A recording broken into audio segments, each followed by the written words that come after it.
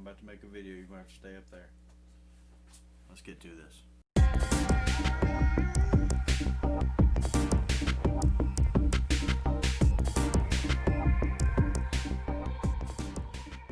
Okay, so in this video we're going to take a quick look at the Druid Conduits. Now let's keep in mind that the Conduits will, as far as beta is showing, the item level will be based off how difficult the content is that you receive the Conduit.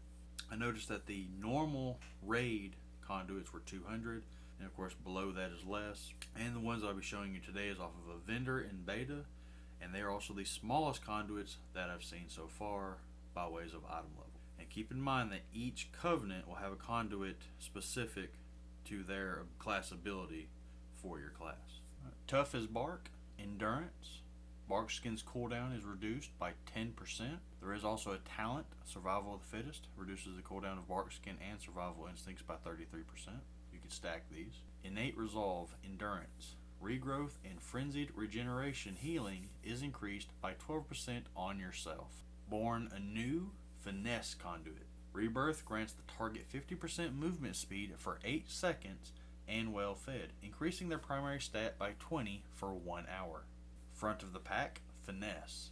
Stampeding roars, radius and duration are increased by 15% because druids need more mobility. Fury of the skies, potency. Moonfire increases your arcane damage to the target, and Sunfire increases your nature damage to the target by 1%. Your sign vigor, endurance. For 4 seconds after shifting into bear form, your health and armor are increased by 12%. Now if you're tanking, I love the idea of this one, because normally I'll get up out of bear form, throw on a quick rejuve, back to bear, and then charge in. I think this would be a big help to your healers while tanking. Born of the Wilds is a finesse. The cooldown of Mighty Bash, Mass Entanglement, and Heart of the Wild are reduced by 10%. Tireless Pursuit, finesse. For 3 seconds after leaving cat form or travel form, you retain up to 40% movement speed.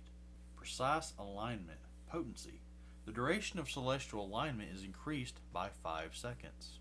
Umbral intensity, potency. Eclipse's damage bonus to Wrath and Starfire starts 30% stronger. Stellar Inspiration, potency. Star Surge and Starfall have a 20% chance to empower Eclipse or extend Moonfire and Sunfire by double the amount. Sudden Ambush, potency. Finishing moves have a 3% chance per combo point spent to make your next Rake or Shred deal damage as though they were stealthed. I kind of see that being pretty big for the ferals. Carnivorous Instinct, potency. Tiger's Fury's damage bonus is increased by 3%. Layered Mane, endurance. Ironfur has an 8% chance to apply 2 stacks. Savage Combatant, potency. Mangle increases the damage of your next maul by 15%, stacking up to 3. I kind of like this one going with Tooth and Claw. A lot of times you do have to use a Mangle to get the rage, to use the triggered maul to get your armor. And this right here would be kind of a extra bit of threat. Taste for Blood, potency. Ferocious Bite deals 2% increased damage for each of your bleeds on the target. I don't remember there being too many bleeds on the feral kitty. Not enough to really justify that. Maybe at the higher raid size conduit maybe, but not there at the beginning. Incessant Hunter, potency. Rip damage has a 10% chance to grant 3 energy. I really like that. The more energy, the more attacks.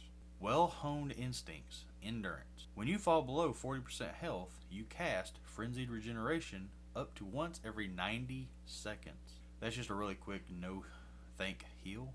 Unchecked Aggression, potency. You gain 15% haste during Berserk in bear form. I think haste may be a very good stat for bears, especially if you're going to go the Tooth and Claw for Maul.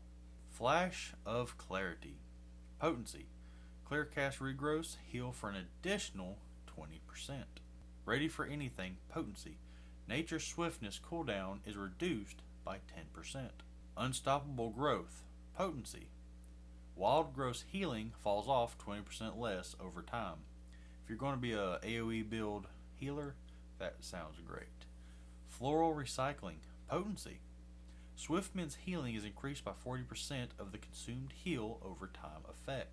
Conflux of Elements. This is a potency conduit, but this is also the Night Fae conduit, because while channeling Convoke the Spirits, your damage and healing are increased by 15%. If you do not know what Convoke the Spirits are, it is the class ability for Druids and Night Fae. Call upon the Night Fae for an eruptive energy, channeling a rapid flurry of 12 Druid spells and abilities over 4 seconds. You will cast based on your shapeshift form, and even if you are in bear, you could still end up with some heals on yourself as well as allies. Alright, so that was the conduits. Hopefully this video will help you plan out which conduits you want to kind of aim for.